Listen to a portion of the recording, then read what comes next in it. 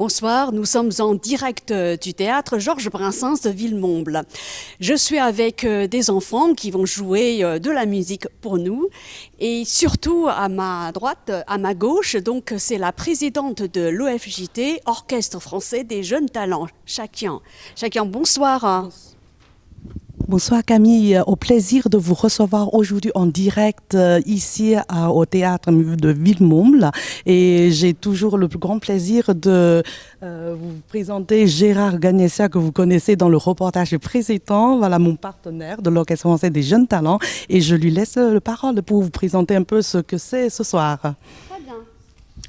Bonsoir Camille, bonsoir Chat, ravi de vous accueillir à l'occasion de ce 6e volet d'Opus Ballade.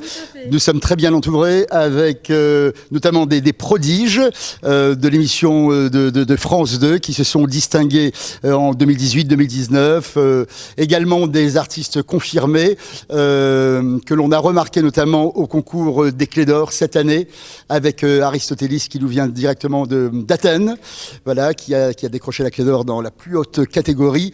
Également André que l'on a repéré en Chine cette année au mois d'octobre. Nous étions avec la délégation de l'OFJT, l'Orchestre français des jeunes talents, et qui est partenaire donc des Clés d'Or. Et sur les 280 ou 290 candidats, nous avons sélectionné entre autres dans la catégorie piano André qui est ici présent ce soir. Seront également présents Léa, Lynn qui est une habituée de Opus Ballade et bien évidemment Angelina. Bonsoir Angelina. Pouvez-vous nous dire ce que vous ressentez aujourd'hui? Tout d'abord, beaucoup de reconnaissance pour la génialissime idée de créer l'Opus Ballade, car pendant le confinement, nous ne pouvions exercer notre passion, le piano. Merci beaucoup à Gérard Gagnessia, donc. Et comme ça, c'est beaucoup de joie et beaucoup d'honneur d'être ici, juste après le confinement, jouer, retrouver la musique, la passion et devant un public. Merci. Merci Angelina. Et toi alors, comment tu t'appelles? Je m'appelle Léa Costard. Léa, bonsoir. Pour toi, c'est une première alors? Oui, c'est vrai. Oui, c'est Oui. vrai. Un peu de trac, pas du tout? Pas du tout, Pas non. du tout, hein. Non. On va voir ça tout à l'heure. J'ai déjà été plus stressée que ça. Eh bien, bon succès alors. Alors maintenant, je me tourne vers cette demoiselle. Comment tu t'appelles?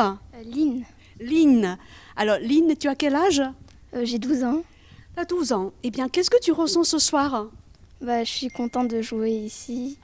Et, Oui. Un peu de trac? Pas du tout? un petit peu, mais Un petit peu. oui. Je suis sûre que tu vas très bien t'en sortir. Merci beaucoup. André, t'as quel âge? J'ai 12 ans, T'as 12 ans. T'es peut-être le plus âgé des enfants? sûrement. Alors, qu'est-ce que toi tu ressens? Alors, je suis très ravi d'être là ce soir parce que j'ai participé à l'Opus Ballade numéro 3 durant le confinement et maintenant ça fait du bien de voir du public en vrai et de jouer devant eux. Et donc, toujours merci beaucoup à Gérard Gagnessia de nous avoir invités à cet événement exceptionnel. I am Aristotelis Papadimitriou, and I'm very happy to be here today to play for the Opus Ballade. Thank you very much for the invitation. Donc, il a dit qu'il est très content d'être là ce soir pour jouer devant le public et merci beaucoup pour Gérard Gagnessia de l'offrir cette opportunité pour l'Opus Ballade.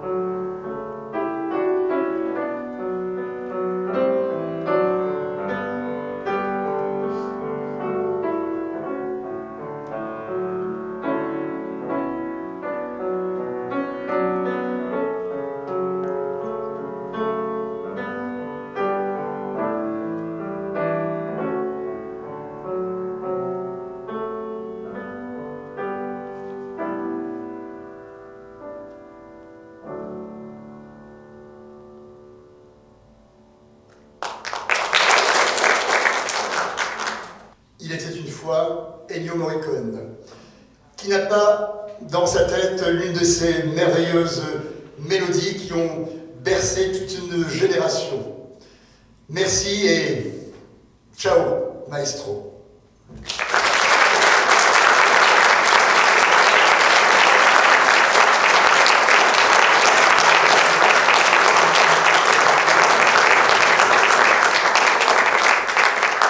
Bonsoir, cher public du théâtre Georges Brassens de Villemomble. Alors, une fois n'est pas coutume, pour organiser ce 6e volet d'Opus Ballade, nous avons souhaité le faire pour la première fois en public. Voilà, le public qui est nombreux ce soir ici au théâtre Georges Brassens, qui nous accueille donc pour la première fois. Ce concept est né pendant le confinement il y a tout juste 2 mois.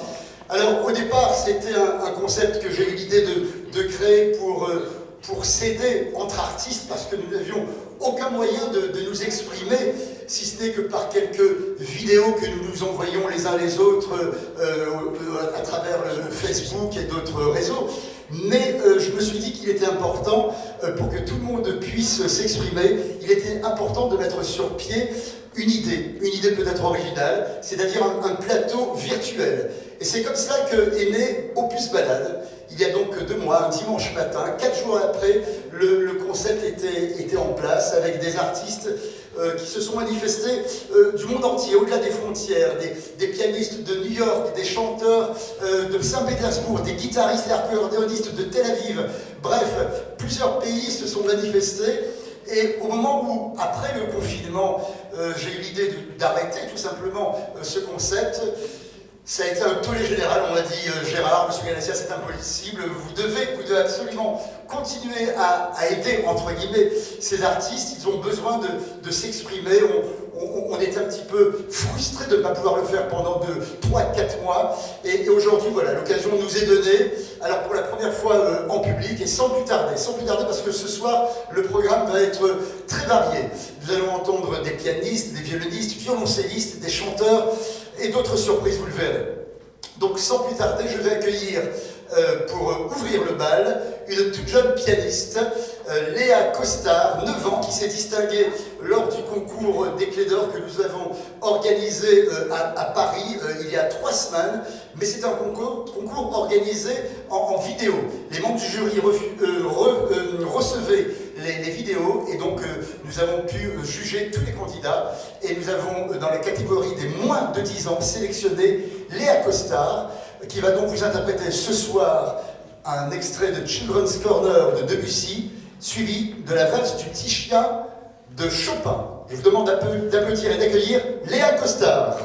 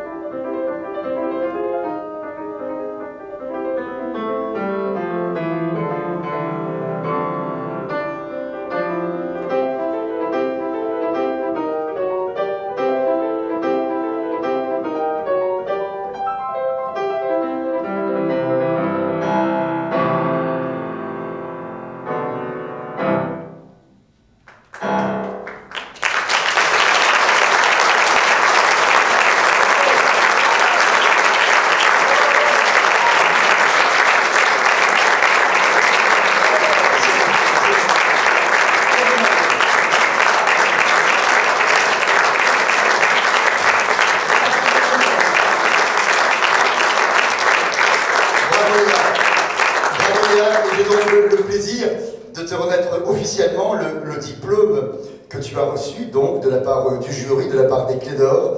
Tout simplement, lauréate, Clés d'Or, Léa Costard, avec évidemment le trophée. Voilà. Bravo Léa. Elle a l'air toute émue. Merci. Merci mademoiselle. C'est important effectivement, vous l'avez compris, de les encourager par vos applaudissements à 9 ans. Même si ce n'est pas la première fois que ces enfants se produisent sur scène, c'est toujours quand même un moment assez émouvant, un moment d'émotion. Donc voilà, je vous remercie par avance en tous les cas de les encourager. Alors, la seconde intervenante que je vais vous proposer à présent, j'ai envie de dire qu'elle est un petit peu la mascotte d'Opus Ballade, puisqu'elle revient, je crois, pour la quatrième fois, elle est sollicitée par vous, cher public, et elle s'est distinguée également au concours des Clés d'Or 2 années de suite. Elle a remporté des premiers prix dans différents concours, pas uniquement en France, mais en Europe, et là, elle vient d'être sélectionnée, tenez-vous bien, par le concours des jeunes talents dirigé par la grande Martha Argerich. Martha Argerich, c'est une pianiste qui a aujourd'hui 79 ans, mais on peut dire que pendant les 50 dernières années, et encore aujourd'hui actuellement, elle est considérée comme la plus grande pianiste actuelle au monde. Donc voilà, Angelina Natal, que je vous présente à présent, vient d'être sélectionnée pour cette finale qui aura lieu dans 3 semaines. Elle va vous proposer une partie de son programme qui comporte les Jeux d'eau de Maurice Ravel ainsi que l'étude révolutionnaire de Chopin. Alors, elle a été nommée la ballerine du piano français parce que vous allez voir, quand elle joue, elle danse. Et des journalistes se sont amusés à la gratifier de ce surnom, ballerine du piano français. Je vous propose à présent, cher public, d'accueillir Angelina Natal.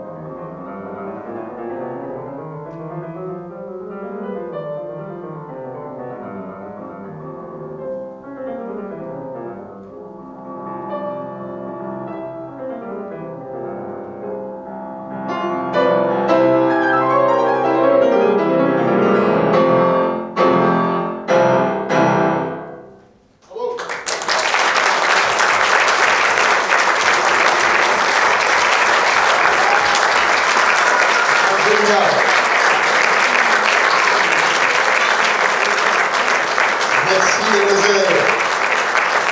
Merci, Aurélien. Alors, vous doutez bien que pour avoir ce niveau, il faut être rudement bien guidé.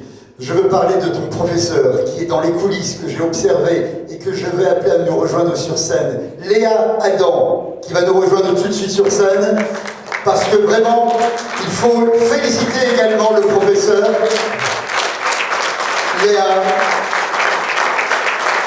qui est également le professeur de Léa Costard que vous avez entendu tout à l'heure. Alors dites-moi, Léa, vous en avez encore beaucoup en magasin, comme ça, des artistes? Oui, j'en ai encore un petit peu. Ah oui, vous nous les cachez pour une prochaine émission, bien évidemment. Hein.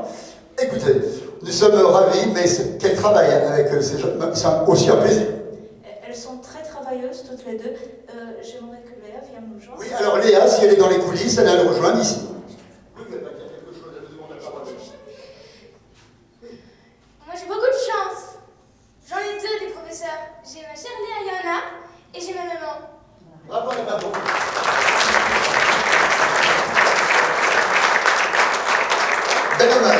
Bel hommage de cette jeune pianiste. Bravo à vous, bravo professeur. Merci, on se retrouve. Et je veux juste dire merci Gérard, parce que grâce à toi, des enfants comme Léa, comme Angelina et comme d'autres enfants qui ont fait les éditions de Clé d'Or peuvent se faire remarquer et peuvent avoir la liberté de s'exprimer par la musique. Et de nos jours, s'exprimer dans la musique, dire tout l'amour et le bien qu'on veut pour ce monde, c'est très important. Merci. Bravo. Merci pour vos belles paroles. Bravo, mesdemoiselles. sommes pas au bout de nos surprises, parce que là nous sommes en début de soirée. Je vais vous présenter d'autres prodiges. Je pèse mes mots lorsque je parle de prodiges. Quelquefois c'est un mot galvaudé, on vient dire. Souvent des parents, voire même des professeurs, vous présentent, je suis bien placé pour ça, parce qu'en dirigeant le concours des Clés d'Or depuis maintenant bientôt 30 ans, on vient souvent nous présenter des enfants, des élèves, certes doués, voire même très doués, mais on nous les présente comme des petits singes savants, et puis bon, ça ne nous émeut pas forcément. Mais là, j'ai souhaité m'entourer, depuis le début dans Opus Balade, véritablement de gens spécifiquement très très doués. Et quand je dis prodige, je vous le disais à l'instant, je pèse mes mots. Le garçon que je vais vous présenter à présent n'a que 15 ans, mais il a déjà une longue carrière derrière lui.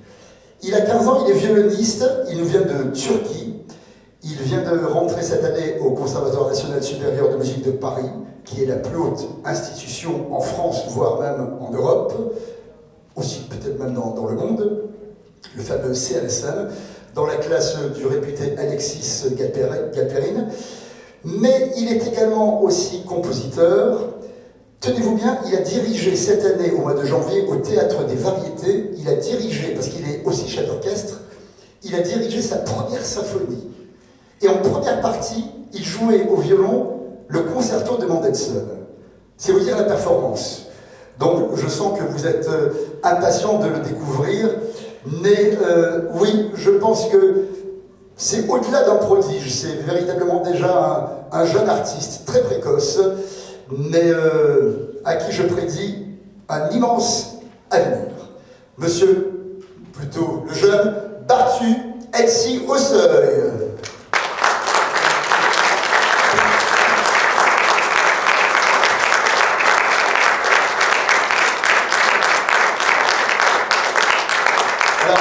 Bartu va nous interpréter, je vais avoir le plaisir de l'accompagner ce soir, au piano, la liste de Schindler, de John Williams, et ensuite une œuvre de Paganini. Alors lorsqu'on dit Paganini, on imagine tout de suite le côté virtuose, mais à l'extrême.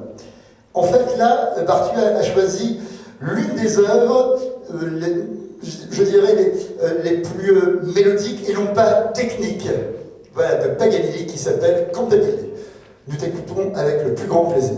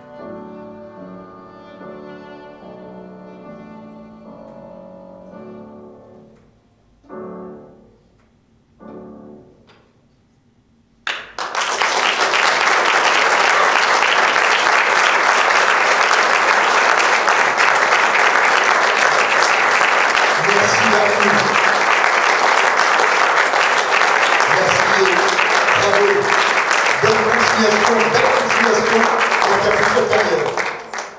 Merci à toi. Alors du violon, nous allons passer au violoncelle, avec là aussi de jeunes filles assez exceptionnelles. Mais ce soir, ils sont tous exceptionnels, que voulez-vous? Je les choisis, je les sélectionne, mais c'est toujours un plaisir.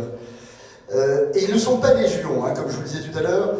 Des enfants doués, très doués, on en rencontre.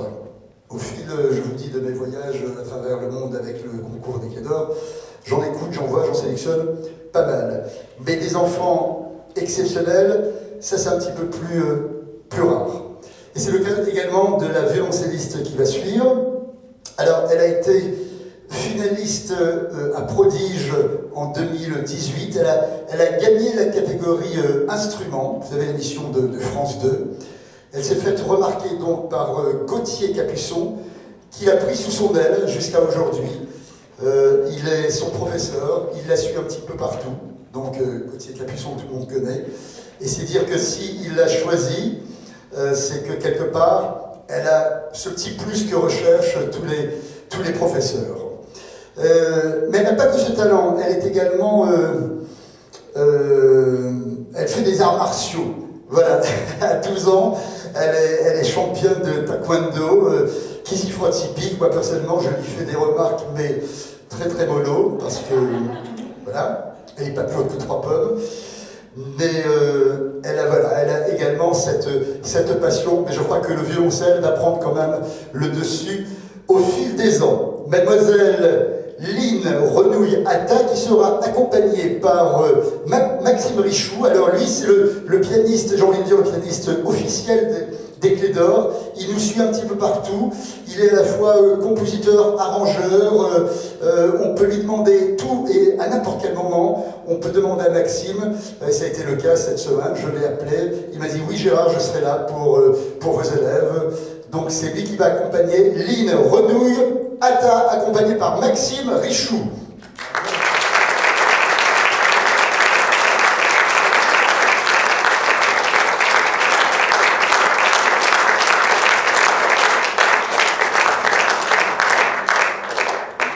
Dans 2 mouvements, extraits des Fantasiastiques de Schumann.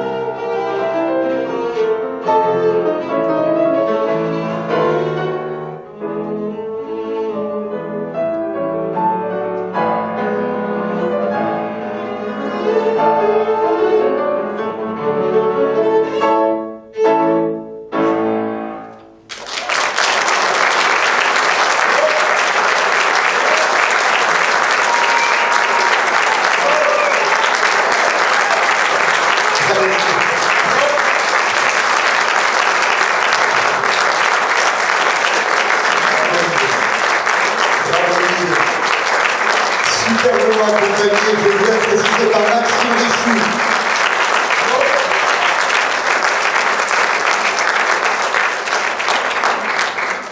Je pense que vous pourrez dire dans quelques années, on y était. On y était parce que véritablement, je crois que Lynn a aussi un merveilleux avenir devant elle. On lui souhaite tout le succès qu'elle mérite. Mais je suis sûr qu'on va la retrouver dans quelques années dans des très grandes compétitions internationales. Bravo Lynn!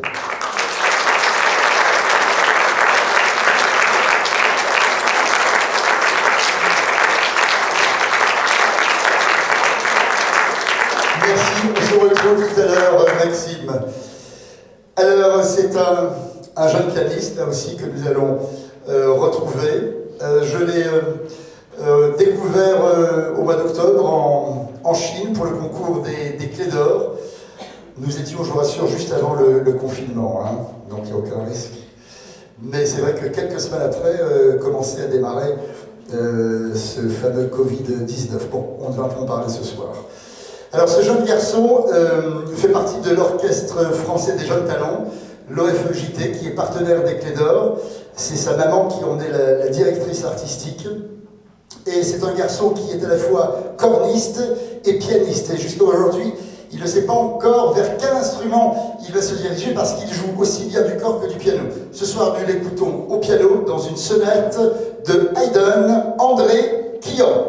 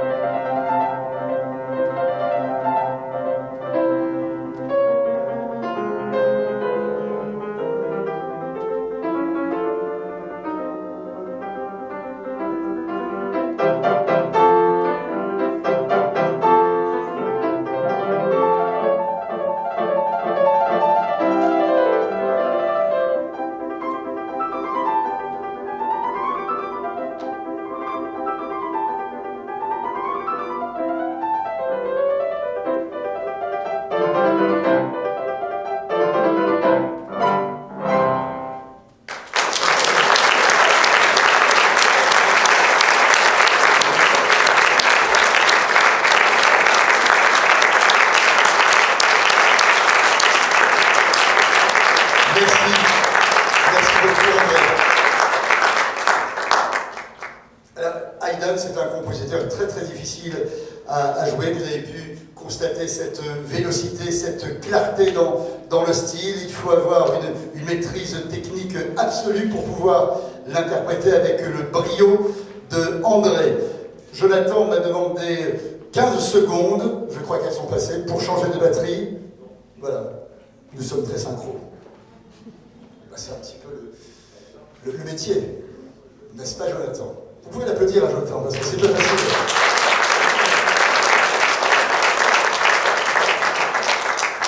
Alors, nous allons entendre, Jonathan, nous allons entendre du chant lyrique, avec une jeune réunionnaise de 20 ans, Candice Albardier. Elle vient de remporter le concours des voix d'outre-mer, un concours qui est dirigé par mon ami Fabrice Di Falco, que nous écouterons tout à l'heure en soliste, mais aussi en duo, justement, avec Candice. Et là, depuis ce concours, beaucoup de portes s'ouvrent à elle. Elle est invitée à se présenter l'année prochaine au Conservatoire national supérieur de musique de Paris, aussi à l'école de musique de Lausanne. Elle va avoir l'embarras du choix.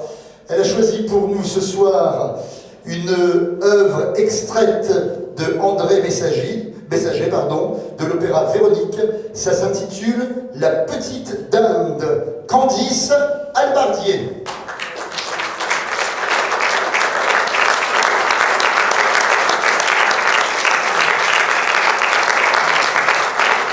Accompagnée par Maxime.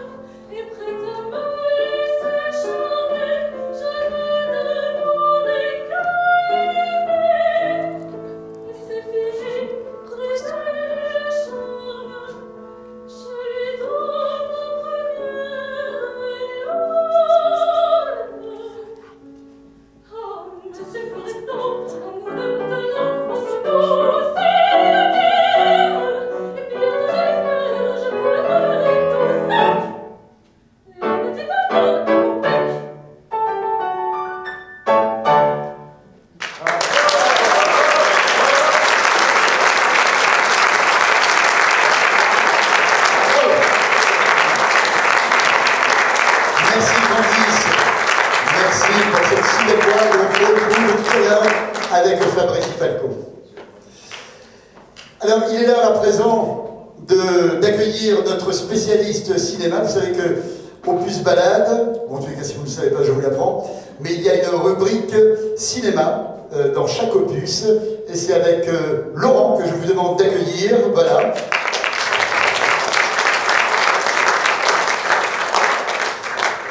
On a écouté tout à l'heure, puisqu'on parlait de cinéma, on a écouté la liste de Schindler, John Williams. C'est l'une des partitions, on va dire, j'ai envie de dire, immortelles dans les musiques de films. C'est notre mémoire collective et universelle, hein. John Williams, 88 ans aujourd'hui, cette année. Des films mythiques, hein, que ce soit Star Wars, que ce soit la saga des Indiana Jones pour Steven Spielberg, que ce soit Harry Potter, hein, plus récemment. et bien évidemment la liste de Schindler. Eh bien, c'est un compositeur qui, comme je le disais, fait partie de notre mémoire collective et universelle, qui accompagne les films un peu comme un narrateur va sublimer des images et les intentions narratives d'un cinéaste, d'un auteur metteur en scène. Et oui, c'est un très très grand, et la liste de Schindler fait partie, la partition de la liste de Schindler, ces longs sanglots longs des violons de l'automne font partie justement de ces musiques légendaires qui sont éternelles. Un mot bien évidemment sur Ennio Morricone qui vient de nous quitter. On ne peut pas ne pas en parler ce soir avec ses nombreuses musiques de films. Alors Ennio Morricone, c'est 500 films et programmes TV, séries, etc. de 1961 à 2018. J'ai calculé, ça fait quand même 6 décennies. Alors c'est évidemment la musique de films inoubliable, que ce soit la série des films de son compatriote Sergio Leone, il était une fois dans l'Ouest, la Révolution, Le Bon, La Brute et le Truand. Il était une fois en Amérique, qui était le dernier chef-d'œuvre de Sergio Leone en 1984, qui est l'un des plus beaux films du monde. Bertolucci, Pasolini, Cinéma Paradiso, que moi je tiens également comme l'un des chefs-d'œuvre absolus de l'histoire du 7e art, qui est sorti en 1989. Philippe Noiret. Avec Philippe Noiret, qui a eu le grand prix spécial du jury à Cannes en 1989, et que je conseille en fait à tous les parents, tous les frères qui veulent montrer aux plus jeunes spectateurs quelle est la valeur et la puissance émotionnelle du cinéma, de découvrir ce film sublime, Cinéma Paradiso, accompagné donc par la musique de Ennio Morricone. Puis également la France, qui est à l'honneur avec ce compositeur, que ce soit les films d'Henri Verneuil, d'Yves Boisset, Polanski également avec Frantic. Et même, alors là on passe aussi du côté des États-Unis avec Quentin Tarantino, puisqu'il a signé la musique de Kill Bill. Oui. Que je tiens pour le meilleur film, le diptyque, le meilleur film de Quentin Tarantino. Alors c'est une musique, évidemment, Ennio Morricone, qui est très mélodieuse, symphonique, totalement cinématographique, et comme disait un autre cinéaste très connu, Claude Lelouch, c'est vrai qu'avec lui on a l'impression d'écouter des images et de voir des sons. Et c'est ce qui fait justement la valeur ajoutée d'un compositeur dont la musique n'est pas un supplément au film, mais qui fait partie véritablement intégrante de l'histoire du film et de sa puissance narrative et émotionnelle. Bon, alors, pour l'actualité du cinéma, Laurent, nous avons beaucoup parlé de François Ozon ces derniers jours. Qu'est-ce que tu vas nous conseiller ? Alors François Ozon, qui a été donc le cinéaste français qui a été sélectionné pour Cannes 2020, avec le fameux label Cannes 2020, puisque le festival n'a pas eu lieu, mais le label existe toujours, et son dernier film est sorti avant-hier, donc le 14 juillet, Été 85, qui, comme son nom l'indique, donc se situe dans la Normandie des années vinyle, des années Walkman et des années Minitel. Eh bien, c'est une histoire d'amitié passionnée entre deux jeunes adolescents, un qui a 16 ans et un autre qui a 18 ans, joués par Félix Lefebvre et Benjamin Voisin, qui a été formé donc au cours Florent, avec aussi Valérie Abreu-Tedeschi. Et cette histoire d'amitié va vite se transformer en une histoire sentimentale beaucoup plus insistante, avec tout ce que ça peut entraîner dans la France des années 80. On est quand même 27 ans avant le mariage pour tous. Mais au-delà de cette chronique sentimentale, c'est surtout une réflexion sur le désir, une réflexion sur le dépassement de soi, une réflexion aussi sur la pérennité des sentiments par rapport au côté éphémère et instantané du plaisir, de l'illusion et de l'hédonisme. Et puis aussi une réflexion sur la mort, sur la manipulation, sur la fascination. Et encore une fois, François Ozon, qui fait véritablement partie des grands auteurs du cinéma français, n'a pas son pareil pour écrire un scénario, pour filmer le moindre détail, pour permettre aux spectateurs d'imaginer la vie quotidienne d'un de ses seconds rôles avec seulement 2-3 images, 2-3 gestes, et puis surtout ce sens des enchaînements, de la voix off, des dialogues, du rythme. C'est absolument fascinant. C'est un film qui, à mon avis, va beaucoup faire parler de lui. Il est sorti donc déjà depuis 2 jours, et je pense que ça va être l'un des grands succès français de l'été. Alors il faut savoir quand même que François Ozon, à qui on doit France, qui est pour moi son plus beau film, 8 femmes, Potiche, Grâce à Dieu, il y a 2 ans, est actuellement en tournage, puisqu'il est très très prolixe. Il est en train de tourner avec Sophie Marceau, qui lui a enfin dit oui après 4 refus. Un film qui est adapté donc, du récit d'Emmanuel Bernheim, Tout s'est bien passé, où l'auteur raconte comment elle a accompagné vers la mort son père qui était très gravement atteint d'un mal incurable, et le film sortira vraisemblablement donc l'année prochaine. On l'attend aussi avec impatience. En tout cas, merci Laurent pour toutes ces précisions. Vous nous donnez envie effectivement de suivre cette actualité. Merci de nous rendre visite pour chaque opus balade. Le public, je sais, est très friand de cette actualité. On se retrouve à la rentrée pour une nouvelle actualité du 7e art. Et je termine juste en disant qu'il faut profiter de l'été également pour les ressorties, les films remasterisés qui ressortent donc en salle à Paris. Il y a des festivals, David Lynch, Woody Allen et plein d'autres cinéastes, et c'est le moment de les redécouvrir. Rien ne vaut le plaisir partagé de la découverte ou de la redécouverte d'un film dans la communion d'une salle de cinéma. Vous verrez, c'est extraordinaire. On applaudit Laurent.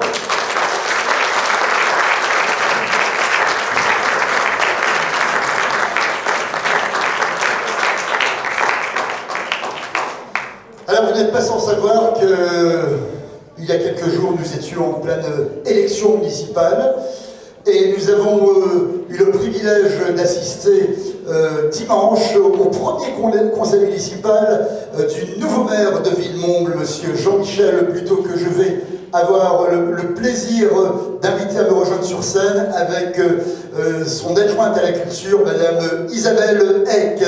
Si vous voulez bien les applaudir.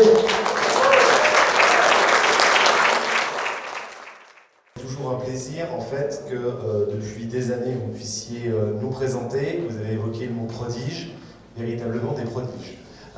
Je me permets, bonsoir à toutes et à tous, de vous indiquer que avec nous ce soir sont présents dans la salle deux maires adjoints également de mon équipe, Madame Anne Lecoeur aux affaires sociales et Monsieur Laoussen Bioukar au sport.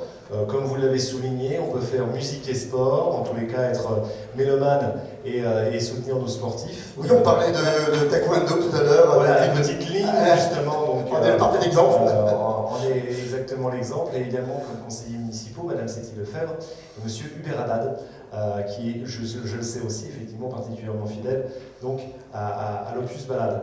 Quelques mots, puisque vous évoquez justement un moment démocratique qui a donc concerné notre ville.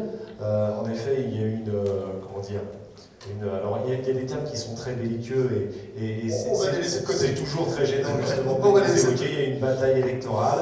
Ce qui nous a importé surtout, et je crois qu'il y a une majorité de Villemomblais qui nous ont soutenus dans cette œuvre, c'était précisément donc, de proposer un programme, un projet que nous allons nous attacher justement à mettre en œuvre dans les 6 ans qui viennent, et notamment au travers de la culture. C'est-à-dire que c'est un sujet, et avec ma collègue Isabelle Eck, qui va se saisir désormais donc, de cette délégation pour les 6 ans qui viennent, nous envisageons, alors sur des priorités que nous avions évoquées dans notre programme politique, les cœurs de ville, l'urbanisme galopant qui commence à faire perdre un petit peu l'âme de ce que pouvait être Villemomble, mais aussi des sujets de sérénité pour nous tous dans notre vie quotidienne, ou tout simplement la bonne tenue donc, des finances publiques. Il y a également la culture. Isabelle connaît cette anecdote, je la cite souvent. Il ne faut pas oublier que la culture est absolument essentielle, quoi que nous entreprenions, et même dans des conditions particulièrement difficiles. On a évoqué le Covid-19 et le confinement, des confinements qu'on a tous vécus. On peut évoquer également les malheurs qui nous ont frappés ces dernières années au travers du terrorisme. Mais il apparaît que dans une action politique, il faut quand même penser à la culture. Winston Churchill, lors de l'élaboration d'un budget pendant la Seconde Guerre mondiale, tandis qu'il était Premier ministre britannique, avait une réponse au ministre de la Culture, enfin le secrétaire d'État à la Culture britannique de l'époque. Ce dernier avait dit au Premier ministre, Monsieur le Premier ministre, bon, pour l'effort de guerre, il faudrait peut-être réduire le budget de la culture. Et Winston Churchill lui avait répondu, mais si nous faisons ça, pourquoi nous battons-nous alors? Et c'est notre modèle de société, c'est notre humanité qui importe, au travers de la culture. J'ai évoqué le confinement, mais je remercierai très sincèrement Gérard parce qu'il s'est attaché au travers des réseaux sociaux à quasi quotidiennement soit nous régaler, soit nous faire partager, que ce soit lui au piano ou que ce soit de ses élèves, jusqu'à monter une formation à distance de différents artistes. Donc je suivais ça assidûment et j'imagine que vous aussi lors du confinement, vous avez écouté ou réécouté de la musique, et ça nous était absolument nécessaire dans ces moments de solitude. En tous les cas, moi, c'est ce que je voulais vous partager ce soir, notre envie et puis notre détermination précisément à soutenir les Clés d'Or. Je ne vous crois pas qu'on dit 30 ans, ce n'est pas possible. Et pourtant, ça passe très vite, mais l'année prochaine, nous fêtons les 30 ans des Clés d'Or. Eh bien, alors, dans ces conditions, nous serons là en tous les cas. Merci à vous, merci très sincèrement. En tous les cas, je suis ravi et honoré que vous consacriez l'une de vos premières sorties finalement à Opus Ballade depuis que vous êtes maire, hein, on est bien d'accord. Et je sais que vous êtes un fidèle des Clés d'Or, vous nous suivez chaque année, vous êtes présent, je suis toujours très touché parce que vous assistez du début à la fin au gala des Clés d'Or depuis de nombreuses années. Et c'est toujours un plaisir de voir des élus qui viennent nous soutenir quand même dans une démarche qui est légitime, mais on a besoin d'encouragement. Alors justement, je me tourne vers vous, Isabelle, c'est une grande première, je crois, cette nomination. Je ne pouvais pas rêver de meilleur bizutage. En Je suis effet. très heureuse de m'enrichir musicalement, et franchement, je vous remercie de cette initiative, cette fabuleuse initiative qui nous fait découvrir des jeunes talents d'aujourd'hui qui seront les prodiges de demain. Vous l'avez compris. Donc franchement, merci pour ce bizutage. Eh bien, écoutez, vous nous envoyez ravis.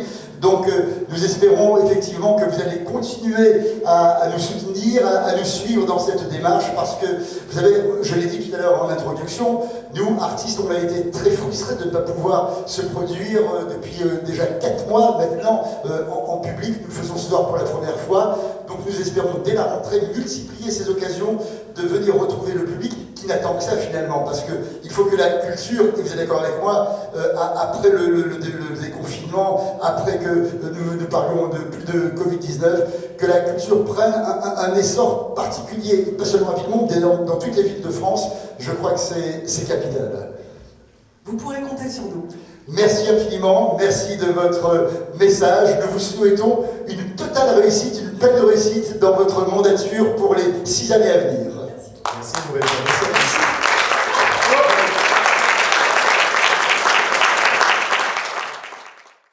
Alors nous allons retrouver nos musiciens avec le lauréat piano du niveau excellence, c'est-à-dire la catégorie reine de notre concours. Il s'est distingué il y a 3 semaines pour le concours de Paris. Alors c'était un concours, je vous le disais tout à l'heure, organisé par des vidéos que nous envoyaient les candidats. Et donc, sur de très très nombreuses participations et nombreuses vidéos, nous l'avons retenu. Il vient d'Athènes. Il s'appelle Aristotélis Papadimitriou. C'est un fabuleux pianiste. Il a 27 ans. Il a déjà une carrière derrière lui. Il a des projets encore de concours. Mais il se produit dans de nombreux pays. En France, à Athènes, en Grèce, évidemment, mais dans toute l'Europe. Nous allons l'accueillir. Il va nous jouer pour vous ce soir le premier nocturne de Chopin. Aristotélis Papadimitriou.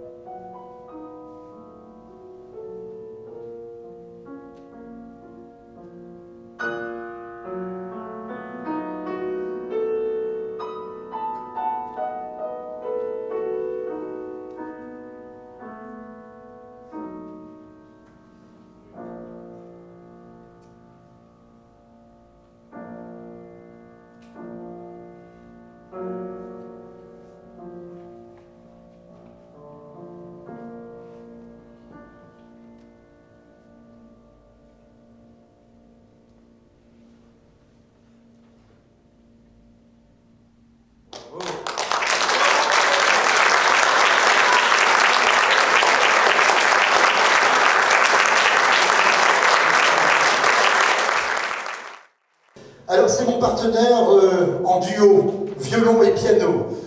Nous avons fait ensemble de nombreuses tournées en Europe, mais un petit peu partout, même jusqu'à l'île de la Réunion, jusqu'en Martinique, donc c'était les territoires d'outre-mer, mais nous étions ensemble en Bulgarie, au Maroc récemment, juste avant le confinement, avant le Covid, c'était au mois de février.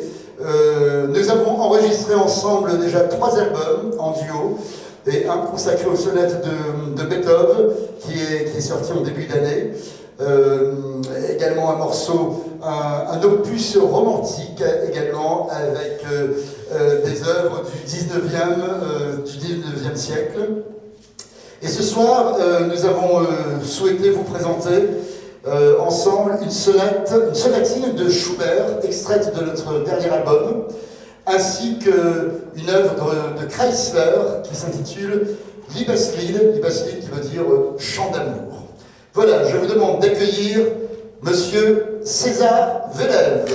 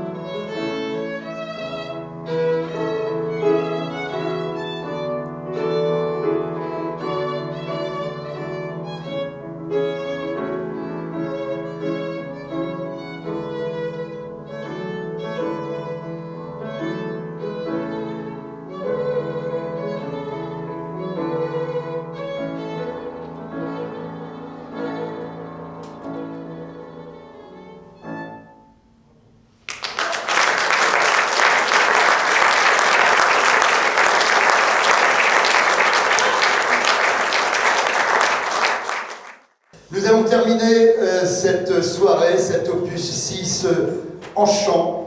En chant, je vous le disais tout à l'heure, avec Fabrice Di Falco qui est contre-ténor. Alors c'est un registre qui est très peu courant, il faut bien le dire.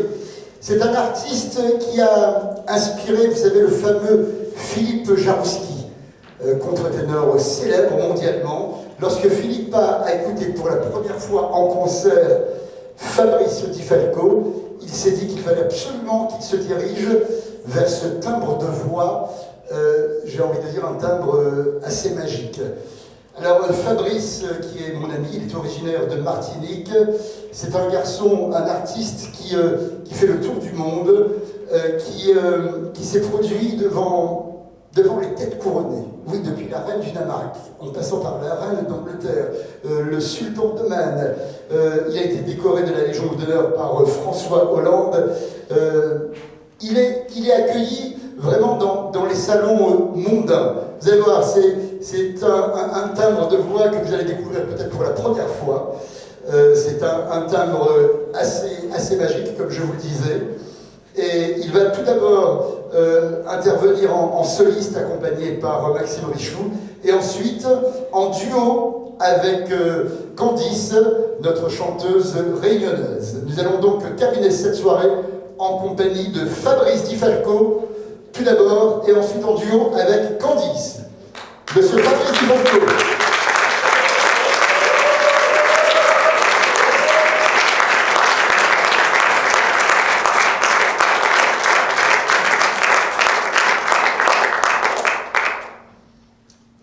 Je crois qu'il va nous interpréter tout d'abord un air de Purcell, Cold Song. Thank you.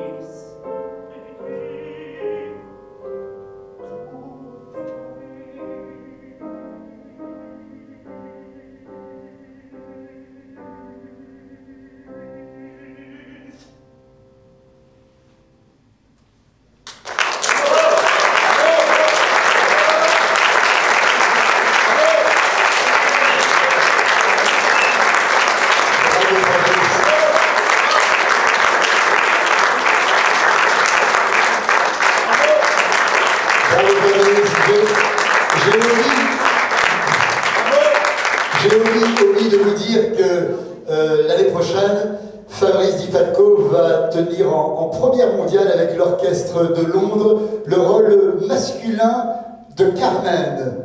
Et oui, mesdames et messieurs, il va nous en dire juste un petit mot, si vous le permettez. Ce rôle de Carmen, ce n'est pas habituel. Un rôle masculin de Carmen. C'est sûr que l'année dernière, le trompettiste Guy Touvron m'a demandé de faire Carmen lors de différents festivals. Ensuite, j'ai voulu continuer à faire cette production de Carmen donc avec d'autres chanteurs de la nouvelle génération, dont Johan Piazza. Et puis là, mon agent m'a proposé de faire le rôle de Carmen à Londres en version masculine. Alors j'ai dit oui. Après, je vais faire le rôle du pharaon Akhenaten de Philippe Glass. Donc mon année 2021 va être très chargée dans des originalités. J'espère que nous aurons des enregistrements de ces productions. Mais j'espère bien, j'espère. Alors on se retrouve pour cette belle production. En attendant, je demande à Candice, votre lauréate, de nous rejoindre pour un air d'Offenbach, la barcarolle d'Offenbach, et pour terminer, le fameux duo des chats de Rossini.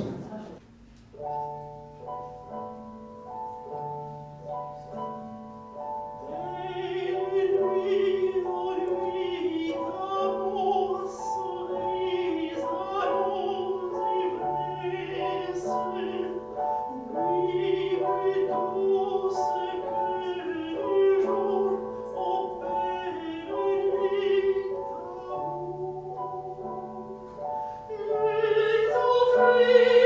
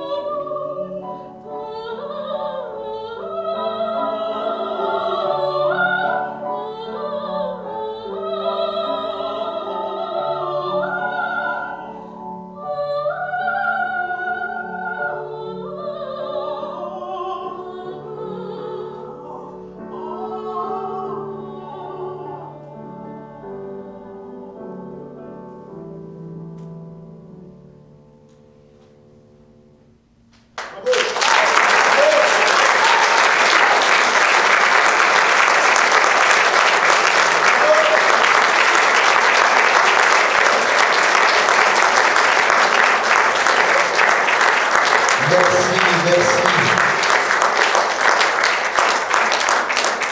Et donc à présent, pour terminer, le duo des chats de Rossini.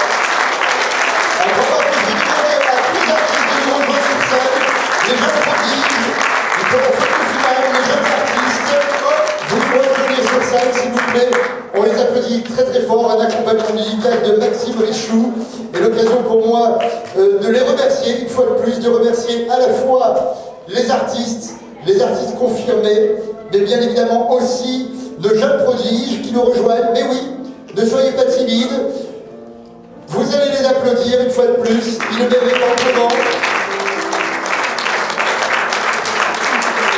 Ils sont tous là. Un grand merci à vous, un grand merci pour votre talent, merci pour nous avoir séduit, merci cher public du théâtre Georges Brassens, public des réseaux sociaux, de Facebook. Nous avons été heureux de vous présenter cette Opus Balade numéro 6 et nous allons vous donner rendez-vous pour l'Opus Balade de la rentrée le jeudi 3 septembre. D'ici là, passez un merveilleux été et continuez à bien faire attention. Très très très belles vacances et très bonne fin de soirée. Merci à vous.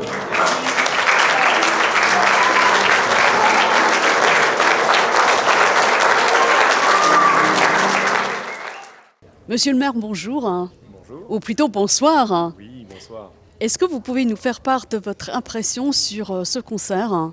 Alors, le concert auquel nous avons assisté avait l'avantage, donc, d'une part, de nous présenter des prodiges, bien sûr, mais ils ont réalisé en fait des pièces qui ont ravi, bien entendu, le public de tous les siècles, de tous les compositeurs, plusieurs instruments. C'était véritablement une soirée très complète, très très riche.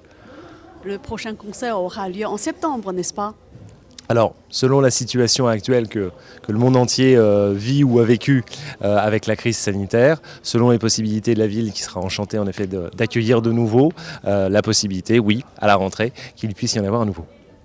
Merci beaucoup. Merci à vous. Maintenant, je me tourne vers Madame. Bonsoir. Bonsoir.